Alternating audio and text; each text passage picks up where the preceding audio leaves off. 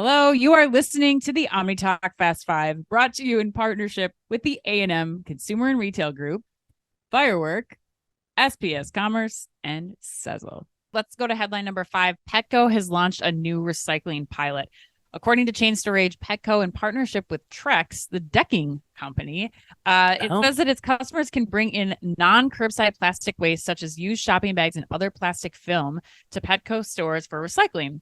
Petco stores will also recycle their own materials, shrink wrap from pallets, can cases, small bag dog food, etc., all with the goal of diverting incremental plastic waste from landfills. The pilot is currently in approximately 40 stores, and Petco hopes to expand the program to additional areas with the Trex partnership network in the future, and estimates that the pilot could divert nearly 40,000 pounds of plastic waste, with the potential to grow to approximately 864,000 pounds. It's very specific. It's right. When the program expands. Yeah, right. Okay, Truett, I'm going to go to you first on this one.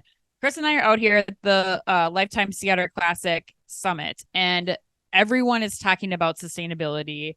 It's an outdoors industry conference, so that makes sense, but it does present some operational challenges. I'm curious, I know there's so many of your clients probably working towards the sustainability goal or, eliminating carbon footprint by X year. What are you advising them to do when they're trying to operationalize and really just achieve these sustainability goals? Yeah, where should they start? Yeah, so sustainability, look, it's a topic that is extremely important and can remain important. So I think finding your angle as a retailer or a customer, a company more generally, is super important. I think the first thing, it really does come down to credibility and authenticity.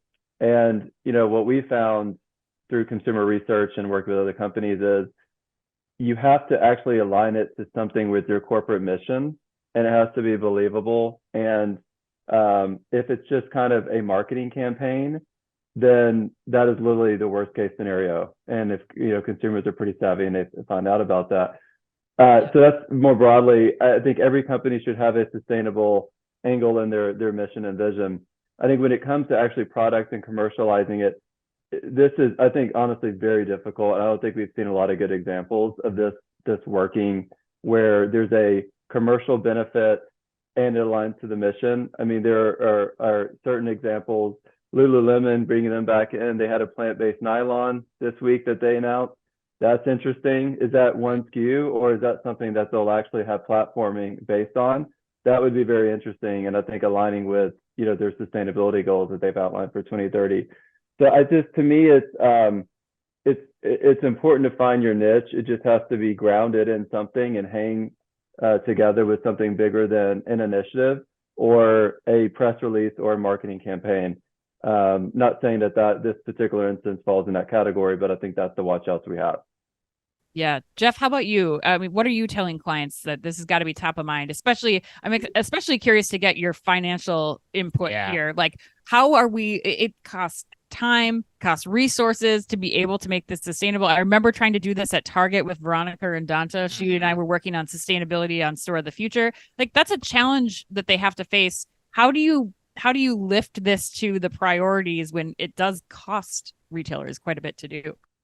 Yeah, well, I think what Petco's done here is trying to offset some of those costs that are the hard costs with bringing traffic back into their store. Right. So, one of the things that is so attractive about this strategy is that customer thought process as they engage within the ESG marketplace. So the benefit that there's a benefit and a burden, obviously, with ESG. The benefit is it is so wide and broad and wide open for these companies to engage in more practices that are aligned with their mission, vision, statement. However, I think there's a lot of times and reticent to just do certain things for the buzz or the media, versus to Truett's point, the end goal, which is ultimately, are you doing things because you're just a believer of it and it's a sunk cost, or are you doing things just to check an ESG box and try to say that you're an active participant?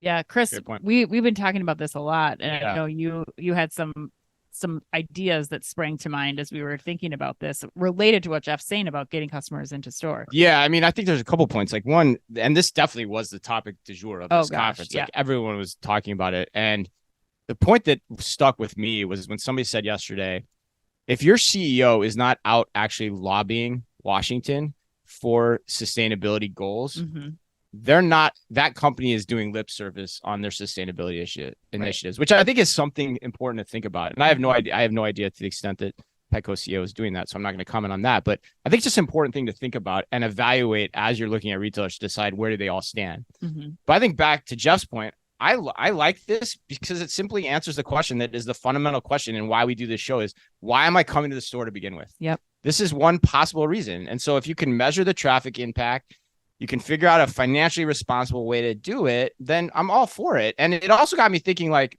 it's my merchant hat now. And like, why don't we have recycling days? Yeah. Like, why aren't those branded activities at Target, at Walmart, at Name Your Retailer, where people come in and they recycle their products? Sometimes you have like car seat trade-ins and things like that, but why don't we just have recycling days? Bring in your phones, bring in your batteries, do all that. You know what I mean? Like, it just seems like a completely missed opportunity on the branding side. Especially these repeat like traffic stores like Target, Walmart, and Petco. Like, it totally makes sense. I also wonder, like, why aren't we tying this into loyalty? That's a very easy thing to do. Like, Target, can you give, your extra 5% if people bring in recycling materials? I mean, yes, it adds some operations challenges up front, but those kinds of investments will continue to bring people into the store and continue to get people to be loyal. Right. And you're all giving to charity, just divert the money that way. Right. Yeah. So yeah, fascinating.